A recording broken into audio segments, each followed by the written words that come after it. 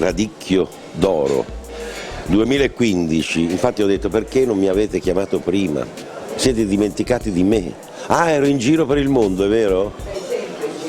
Sempre. Il radicchio ha qualcosa di amaro dentro, no? Qualcosa ci vuole di un po', qualcosa che fa un po' da contrasto nella vita, no? Certo, se non esiste il contrasto nella vita, come non diventa più un gioco d'amore.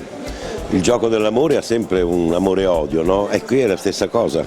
Questo è il contrasto, questo è dolce, poi lo assaggeremo dopo, però. Affascinante come sempre, Giancarlo Giannini è stato la star più acclamata del premio Radicchio d'Oro a Castelfranco Veneto, un'elegante e tensostruttura e un'atmosfera precocemente natalizia per il premio ideato ormai nel lontano 1999 da Egidio Fior e dai ristoratori del Radicchio. Rinnova il look ma rimane soprattutto un grande evento mondano con artisti, scrittori, scienziati, soubrette e grandi protagonisti dei vari ambiti della cultura italiana che non mancano di trascorrere una serata che celebra uno dei prodotti più amati di questa terra, il radicchio appunto, ed ecco una carrellata di alcuni degli ospiti premiati quest'anno. Siamo qui per vedere queste cose, per dire io c'ero, dai. Beh, insomma, anche per ritirare il premio, un riconoscimento. I riconoscimenti vanno sempre bene finché te li danno da vivo, quando te li danno alla memoria allora cambia la faccenda. Io sono veneziano, come si suol dire, doc, quindi vengo sempre volentieri qui, poi da queste parti. Io ricordo che quando ero ragazzino venivo a fare la gita domenicale, quindi il rapporto è lontano e sempre molto simpatico ricordandolo. E con il radicchio di Treviso ha simpatia, lo mangia spesso? No, spesso no, però conosco il radicchio nel risotto, quindi non è nuovo questo tipo di alimento. E stasera penso di riprovarlo, no? Come si suol dire, fatto a regola d'arte. Non c'è ambasciatore migliore per Treviso? Ma sicuramente in questo periodo il Radicchio d'Oro rappresenta una delle migliori manifestazioni in assoluto.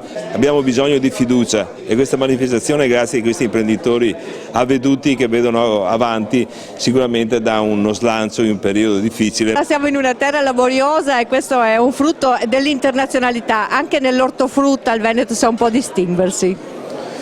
Il Veneto è un serbatoio di tante cose enormi e bellissime, è un mondo che ha una sua ricchezza, una sua perfezione. Io è sempre come se andassi all'estero. Beh sì, perché vabbè, mia madre è sarda, mio padre è napoletano, io sono cresciuto a Roma, quindi sono proprio tutto terrone visto da qua.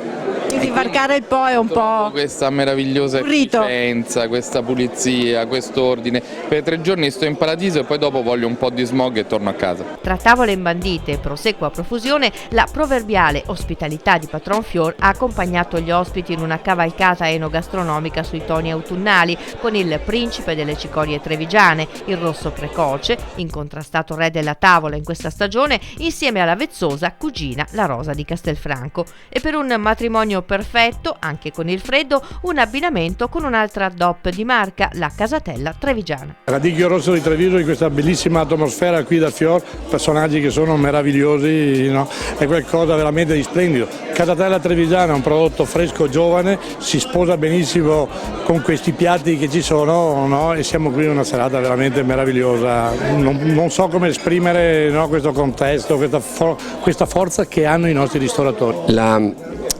croccantezza del radicchio e la delicatezza della casatella fanno proprio un matrimonio che è qualcosa di unico. Questa sera sulla tavola anche delle star.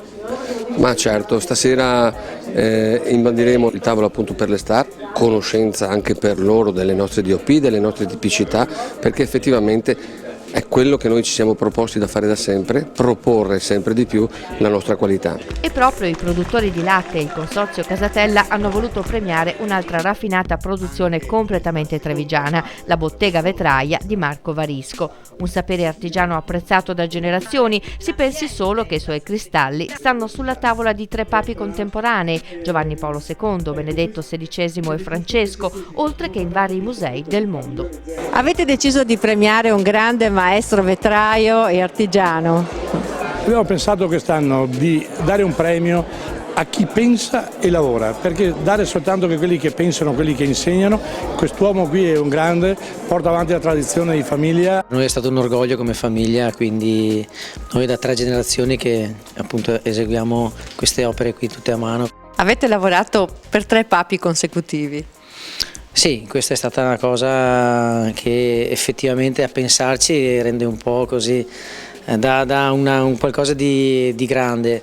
La cosa bella è anche che siamo anche presenti nei musei vaticani delle 3 generazioni, quindi io, mio nonno e mio papà. Una delle ultime sfide è stata il Guggenheim di New York. Sì, questa è stata un qualcosa di grandioso, forse che ci ha premiato oltreoceano, però il Guggenheim lo considero sempre il mio laboratorio. Perché? Cosa ci trova di così stimolante? Perché al Guggenheim ci sono 3 opere. In laboratorio c'è tutta la mia vita. Questa è solo una piccola selezione dei molti ospiti premiati, dalla Miss Italia Alice Sabatini ai campioni dello sport Luca Toni, Eusebio Di Francesco e Silvia Marangoni, allo chef Giorgione Barchiesi, ad Arrigo Cipriani e Davide Rampello, e poi ancora i luminari e comunicatori della scienza e della medicina Sergio Pecorelli, Livia Azzariti e infine il settore ortofrutta di Coop Italia per la sostenibilità.